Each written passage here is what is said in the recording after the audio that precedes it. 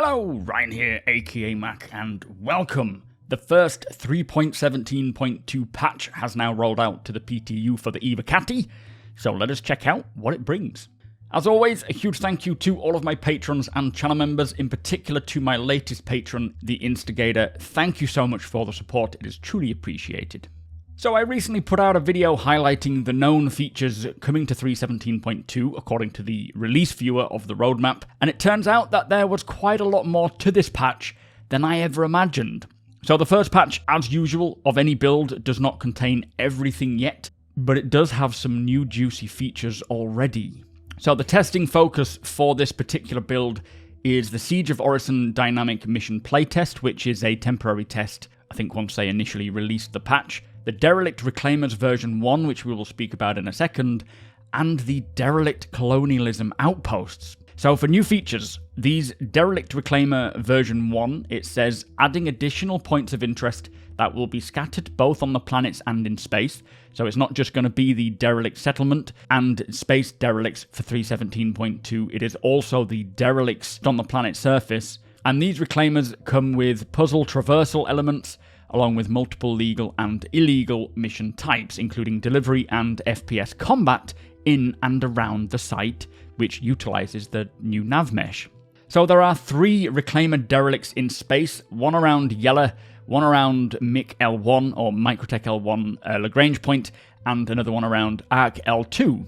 And each of these are associated with 3 different missions that bring players to the locations, including delivery, investigation, and mercenary. I'm assuming these are the narratively driven, handcrafted missions. I don't know though, these could just be more of the dynamic ones that constantly tick up, but we will have to try them out and find out. There is also a new derelict site called Ghost Hollow on Microtech, which has NPCs capable of navigating around the planet's surface at the location, and there are 3 lawful missions associated with this location that will bring the player to the derelict, and these include delivery again, bounty hunting, and mercenary. So this is the Npc Settlement Derelict, I'm assuming. Whether the NPCs living there are straight away hostile or whether they're friendly, I don't know. Hopefully friendly, so that we can just go and walk around and check the place out freely without being attacked. But with it having bounty hunter and mercenary missions tied to them, it's hard to say. Now also coming in 3.17.2, which I had not expected at all, are the Derelict Colonialism Outposts, which we have seen developing throughout the last few months on Inside Star Citizen, and these are derelict versions of the Colonialism Outposts with 5 unique outposts located on Microtech. So they're all on Microtech, each with new delivery missions, small traversal puzzles, and all of them but one having AI guards, along with the new dropship reinforcement system, although it does say that this reinforcement system is not working for the initial release. So I'm assuming it means the Evocati release version 1, it'll probably come a little later on during this build.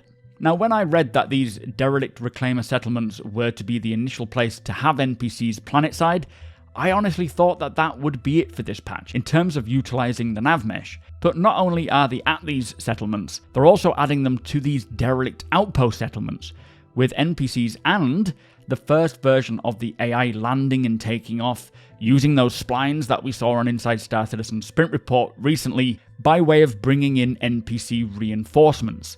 So even with these small snippets now, this patch is already pretty huge in terms of the tech behind it. And as I say, hopefully with a subsequent patch between this first one and live, we will start seeing these NPC reinforcements coming in, dropping off other soldiers to fight, and changing the gameplay from an attacking of the outpost to actually defending, which is going to be pretty epic. Now for new gameplay features, as all of that was just classed under new locations, firstly we have the new set of delivery missions focusing on illegal cargo, and this says once the player reaches rank 2 reputation with Redwind, the player will be sent to sketchy areas like drug labs and stash houses to deliver goods between them, with some of them not being legal. So not all of them, just a few of them.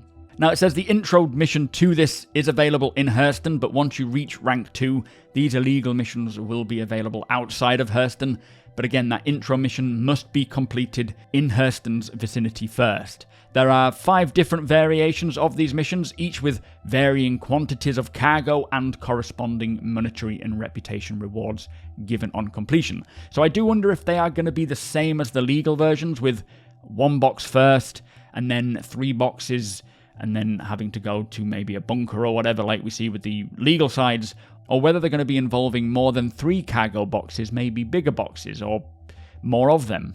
That would be quite nice, especially if you can use the Drake Mule to complete them. Now, another gameplay update is that they have added markers for friendly AI that are associated with your current FPS mission, which I'm sure they are referring to bunker missions and any other new similar FPS mission, so easier to tell who to shoot and who not to shoot.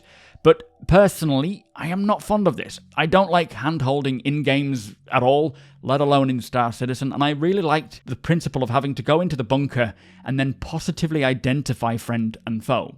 I really hope that in the long run, maybe when they redo the lens and visor stuff, that these markers might just be part of wearing a particular helmet and making the UI more diegetic to the helmet you're using. But that's just my thoughts. I really do want more of a thinking person's game, not a game that just highlights everything for you so that you can just switch off and follow UI markers. But let me know your thoughts in the comments below. Anyway, for weapons and items, they have added a new lootable item, which is the Grey Cat Salvage backpack. I love how they have brought that in for 3.17.2 before Salvage, so that we can find it and hold on to it for 3.18 if they don't do a wipe. But it will not be functional, I wouldn't think, in 3.17.2, as obviously salvaging is in 3.18, so hopefully it's purchasable there.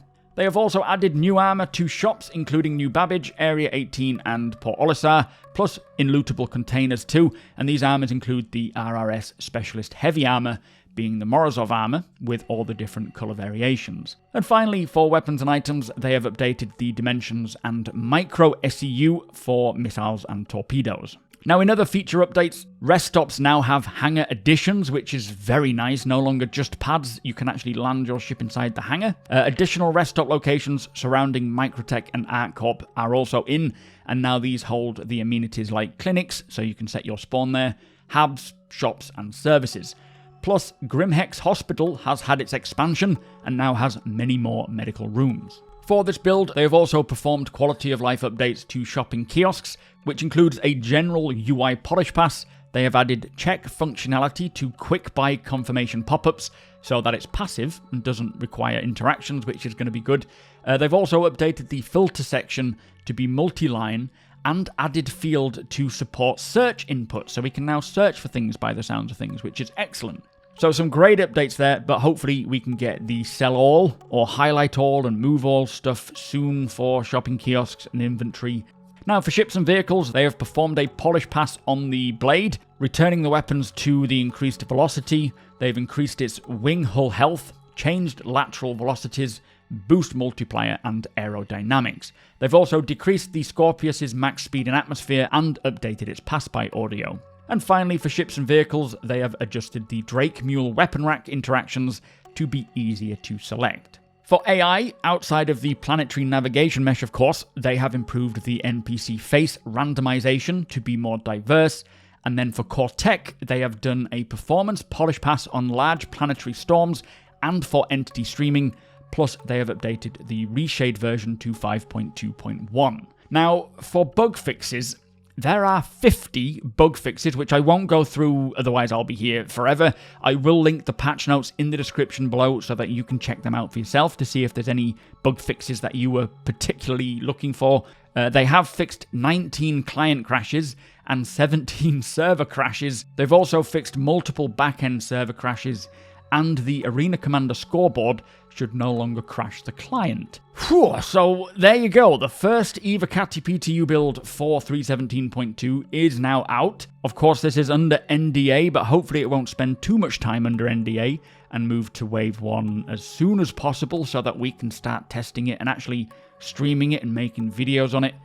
I am over the moon by the amount of content that is coming to this build, making use of so many of these points of interest that we have been following along with on Inside Star Citizen, as well as the nav mesh, going to multiple places and not just the Reclaimer settlement, which I would have been more than happy with. But also these updates to missions, so many bug fixes. This build on face value seems like it's going to be a great build. Hopefully the stability will be there with all of these server fixes and other fixes as well. But I feel like this is going to keep me going for the next few months while we are testing 3.18 on the PTU. And I'm really looking forward to getting stuck in, and I'm decided I'm going to leave off of doing Zero to Hero Season 2 in 3.17.1 and just wait for 3.17.2, as there is so much more content there to get Arid Wrath stuck into. I feel like it'll be a bit rinse-repeat for 3.17.1. So do bear with me. Season 2 is coming. It is just waiting for this new build, which hopefully we're not waiting too long. We're about 15 days away from its live release, if all goes to plan. But with that said, that is it for this video. Thank you so much for watching. If you do appreciate my content, please do consider subscribing and helping the channel to grow. Also, come and hang out over at twitch.tv/supermacbrother. The link is in the description below. We will be jumping into the PTU for 3.17.2 as soon as it goes to Wave 1. Hit the thumbs up if you don't mind. It does the channel a big favour, and tick that notification bell if you would like to be notified when my videos go live. Again, huge thank you to my patrons and channel members. Thank you for watching, and I'll see you in the next one.